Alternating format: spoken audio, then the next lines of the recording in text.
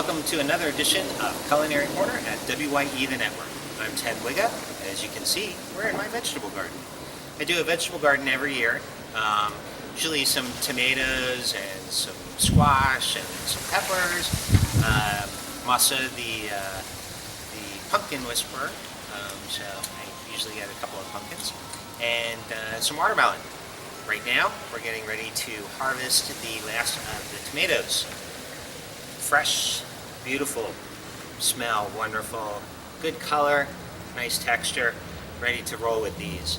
And they play well into tonight's episode, where our very own Chef John Strangis will be showing us how to make a quick and easy chicken parmesan, including something that scares a lot of people, our very own sauce. It's not that hard, as John will show us tonight.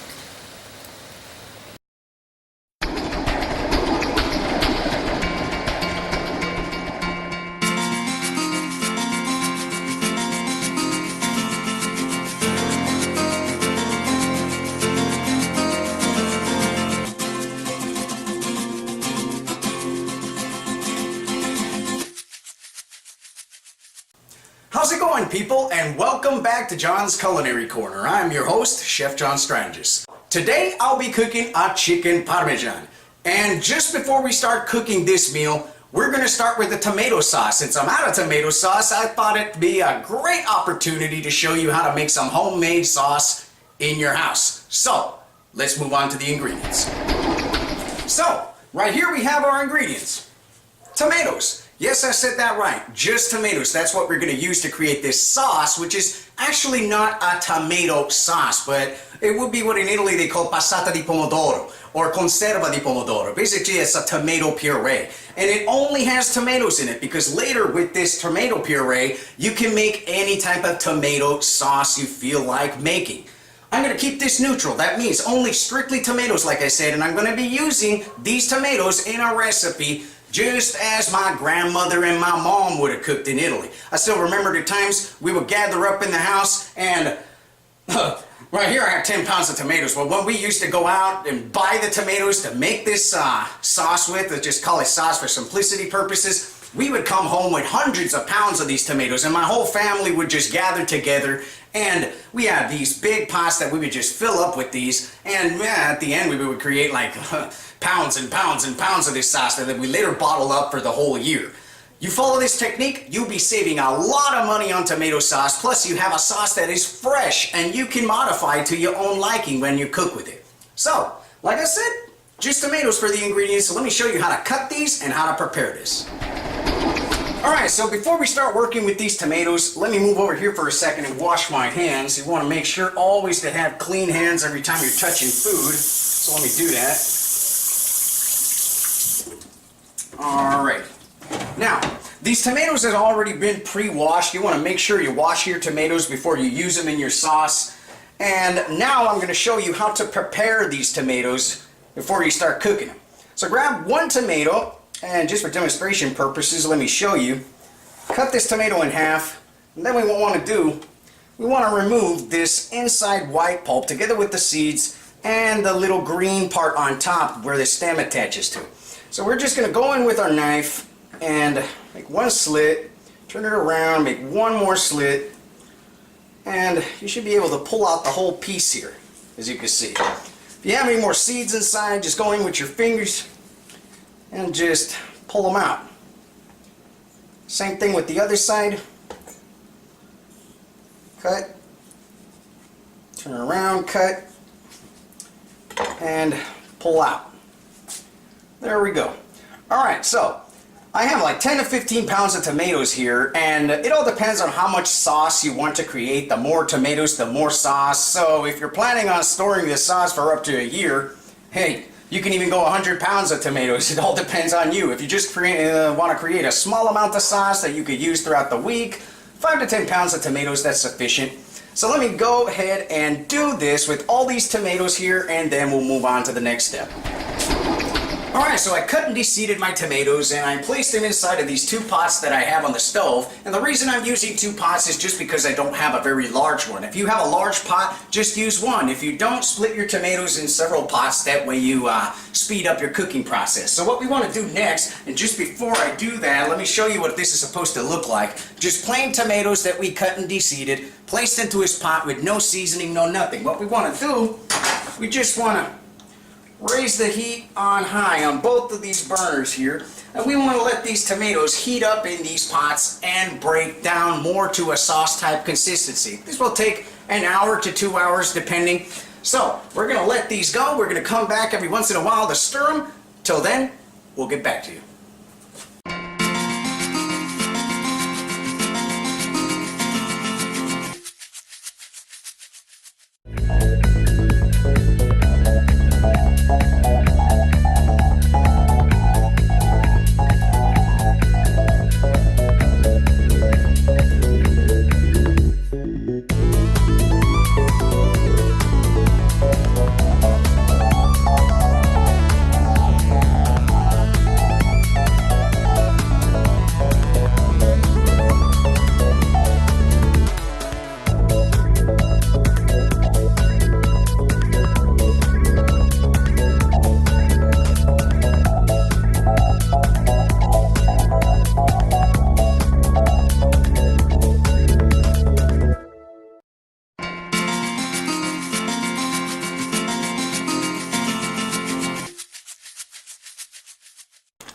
Alright, so all I've been doing is stirring it here. As you can see right here, it's been all breaking down and reduced to a sauce type consistency. So I'm going to pull these off the stove right now and we'll move on to the next step.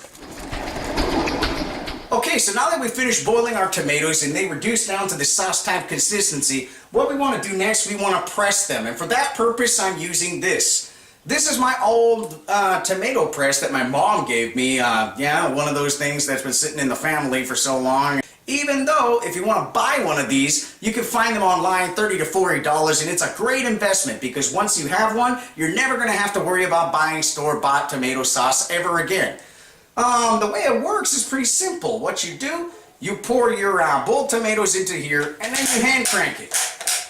What's going to happen is your tomato puree is going to come out from here, and from this other side part, you're going to have coming out all the skins and any seeds that you have inside your boil, and it's going to separate everything for you. So that's a perfect little tool that you might want to consider buying yourself.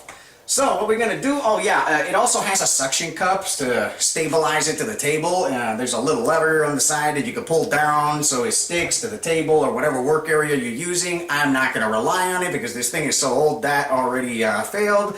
So let's just get on with this. What I'm going to do, I'm just going to grab some of this tomato here. You want to be very careful with this because it's extremely hot. And then we're just going to want to pour some of this inside this machine here.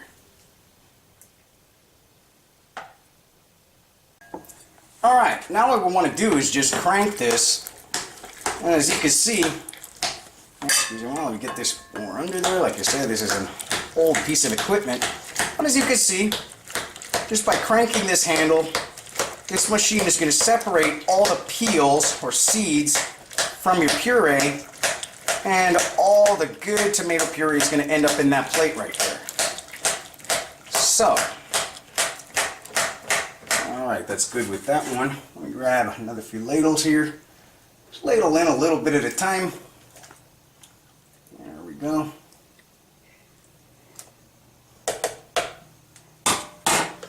Okay, let's keep cranking this. Alright, I think you pretty much got it from here. I'm just going to continue doing this and pressing out my tomato puree from this machine until I finish up with everything left in that big bowl right there. And then we're going to get back to you. Alright, so I finished with the machine, and this is the end result right here. A beautiful tomato puree that later I'm going to use in many of my recipes and season according to the recipe that I'm going to cook. This, you can store it in some pre-sterilized mason jars with a pre-sealing lid. Just make sure to store it hot. Place it hot in those jars. That way the pre-sealing lid does its job in sealing up that jar. And then later what you're going to do, let them cool down and place them in your fridge. If you do it right, this sauce could store up to 6 months to a year. So what I'm going to do right now, I'm just going to set this aside and we're going to start cooking up our chicken parmesan. Alright, so now that we've finished creating our sauce, we're going to start cooking our chicken parmesan. So let's move over here. Let me show you the ingredients. Okay, so over here we have 2 chicken breasts. I have right here 2 eggs that I'm going to beat later. 1 cup of shredded mozzarella cheese. A half a cup of grated Parmesan cheese. Over here I have a half a cup of crumbled pecorino calabrese cheese. This is optional. This cheese, my mom sent it to me from Italy, so you might not be able to find this cheese in stores. However, if you find pecorino cheese, go ahead and add it. It's all up to your preference. Over here I have some all-purpose flour and some breadcrumbs. Both of these, you need them for dredging your chicken breast, so I don't want to give you an exact amount. It all depends on how many breasts you are cooking. Right here I have 3 cloves of garlic that have been chopped, 2 tablespoons of diced onion, 1 teaspoon of dried basil, 1 teaspoon of dried oregano. I have right here some chopped Italian flat leaf parsley that I'm going to use later for garnish when the dish is completed, 2 cups of tomato sauce, that tomato sauce we created earlier, extra virgin olive oil, and salt and pepper to taste. So let's start cooking this. Alright, so first thing we want to do is start creating our sauce right here. So what I'm going to do, I'm going to grab this extra virgin olive oil, and pour in this pan warming up over medium-high heat, about a tablespoon of extra virgin olive oil. And I'm going to grab my diced onion, pour it in here, together with my chopped garlic. Alright, what I want to do, I just want to sweat this garlic and this onion down, just until it becomes translucent. Just take a few minutes. Alright, so it's been about a minute and my garlic and my onion is sweated down nicely. So what I want to do next, I want to pour in here this tomato sauce, or tomato puree, if you want to be precise on it. Alright, let's just stir this real nice. Okay, what we want to do now, we want to add in our dry ingredients, our basil and our oregano. Season it with a little bit of salt and pepper. I'm going to start off with a pinch of salt, half a teaspoon. It's all up to your taste, and later I'm going to taste it for seasoning and adjust it accordingly. A little bit of black pepper to taste. Alright, you just mix this all up, and what we're going to do, now we're going to bring this up to a boil, drop it to a simmer, and let it simmer for about 20 minutes just to let this sauce absorb all this nice flavor into it. Alright, so let's move over here and let's start preparing our chicken.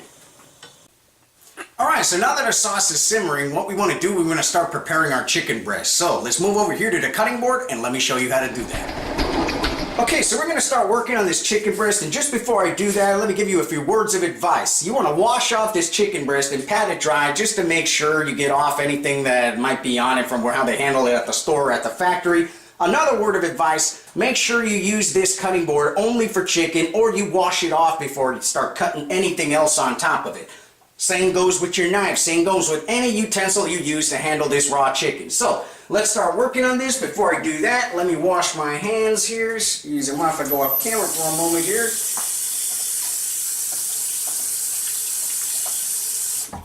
Alrighty. Just dry my hands off and we'll be ready.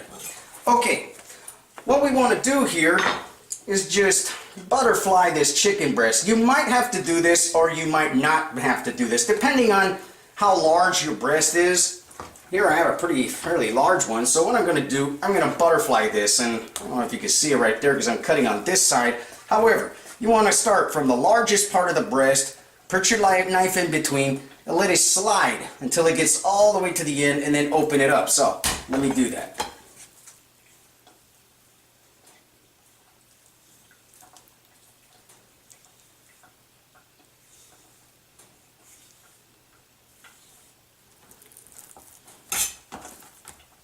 Alright, just cut it in half. Let's set this other part aside, and then you want to grab a piece of plastic wrap here, just place it down on this cutting board, and place your chicken breast on top. fold it over.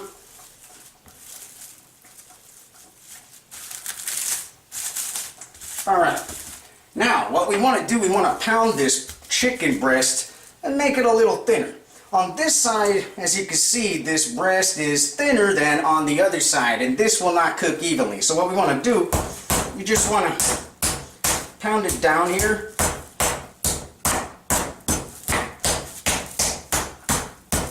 And flatten it out. Make sure with your mallet you keep your hand right here on the plastic wrap to keep it stable, and with your mallet just pound it in a pound and pull motion.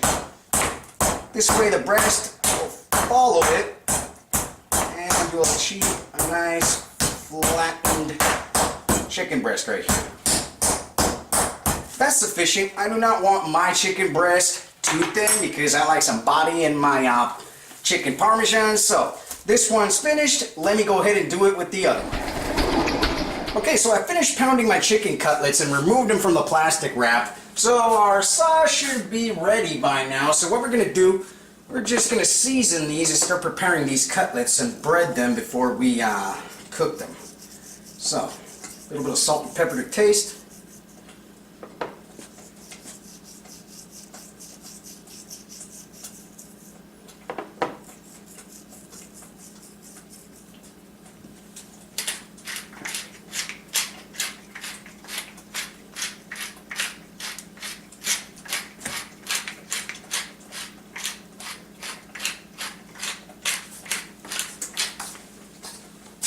Let's flip them over and do the same on the other side.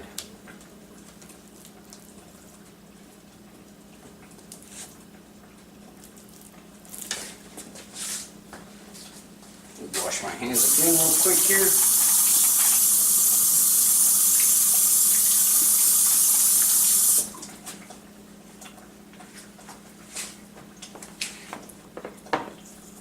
Alright, let's finish seasoning this one side and then we're going to start breading them. Alright, so now we're going to start preparing our chicken cutlets and we're going to start breading them. So, let's just grab one of these cutlets and first we're going to dredge it in this all-purpose flour, all nice and coated.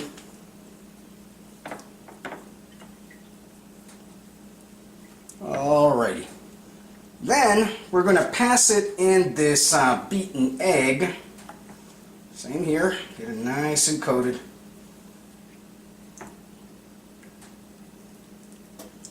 And then we're going to pass it in these breadcrumbs that I just seasoned with a little bit of salt and pepper. It's all up to your preference if you decide on seasoning your breadcrumbs as well. Alrighty.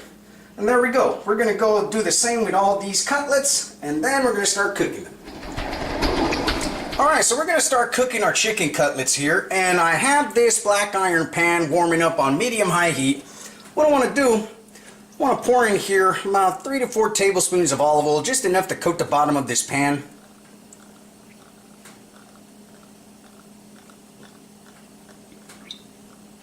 That's sufficient. Alright, what we want to do, we want to wait for this olive oil to start warming up and then we'll get to cooking them. Okay, so my oil is nice and hot now. What I want to do, I want to grab my chicken cutlets and place them in here. Always place them in the oil away from you. This way, if it splatters, you don't have a problem with it splattering at you. There we go. Another way to check your oil for temperature is just to grab a little bit of the breading on that chicken and place it in that oil. If you see it starting frying up and coming up and floating to the surface, your oil is ready. So we're going to let these cutlets go 4 to 5 minutes per side or until golden brown. We're going to go in batches, finish up the other 2 that we have here, and then we'll get back to you. Alright, so I placed my last 2 chicken cutlets in this pan and they're finishing cooking. Let me take a look at them. Alright, didn't need a little bit more time. However, here's the end result you should expect to achieve. Just a nice golden brown crust on them. Alright, let me finish up with these 2, then we'll move on with the next step. Alright, so I have these 2 casserole dishes, and the reason I'm using 2 is just because I don't have one very large one to be able to fit all my chicken cutlets in. So what I did, I just grabbed a little bit of that sauce and coated the bottom of each one of these dishes. Now what we want to do, we just want to grab our chicken cutlets and layer them in here. That's fine. The same with the other one.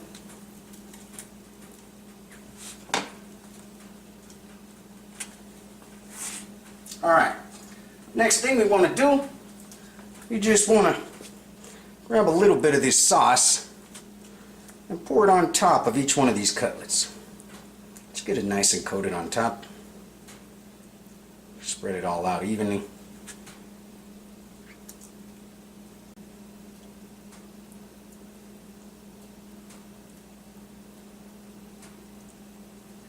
Okay, that's sufficient. Alright, now that we've finished layering our sauce on top of these cutlets, what I want to do next, I want to grab these cheeses and start placing them on top of each one. So I'm going to grab some of this calabrese pecorino, just a little bit of this because it's very pungent. Place a little bit on top of each. Alright, that's good. Next thing I want to do, I'm going to grab this Parmesan cheese and just do the same. Sprinkle it on top. As much as you like. It all depends on you, how much cheese you like on top of your chicken Parmesan.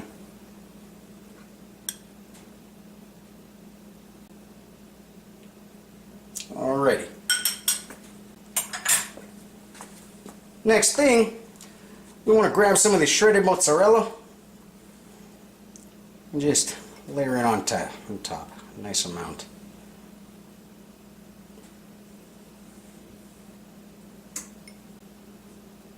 Okay, there we go. Alright, what we want to do now, we're going to place these in the oven. Alright, so now we're going to place our casserole dishes with our chicken Parmesan in the oven and allow the cheese to melt all nice on top. So I have my oven preheated at 400 right here. I'm going to place those dishes in there and I'm going to leave them in there for 10 minutes or until that cheese becomes nice, melted down, and a little bit browned on top. So let me do that.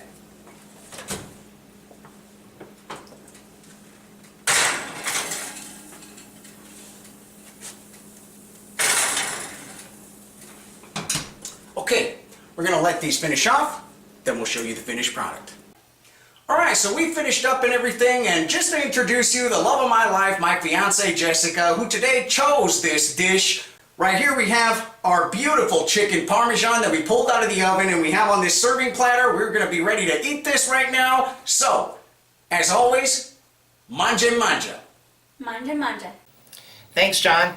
As I said, quick and easy. I know it overwhelms a lot of people to think, oh my gosh, I'm going to make my own sauce. It's going to take all day. But as you can see, it doesn't take all day.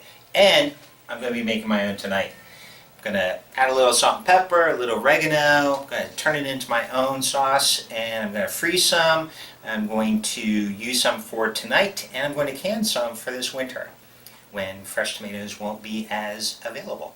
So, as we come to the close of this episode, we are grateful that you have joined us. Thank you, and spent some of your evening with us. If you would like a copy of this recipe, if you would like to suggest a recipe, or if you would like to become a host of a future episode of Culinary Corner at WYE The Network, please send us an email at wyenetwork@wyenterprises.com.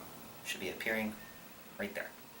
So we'll see you next time on The Corner, the Culinary Corner, right here on WYE The Network. Bye.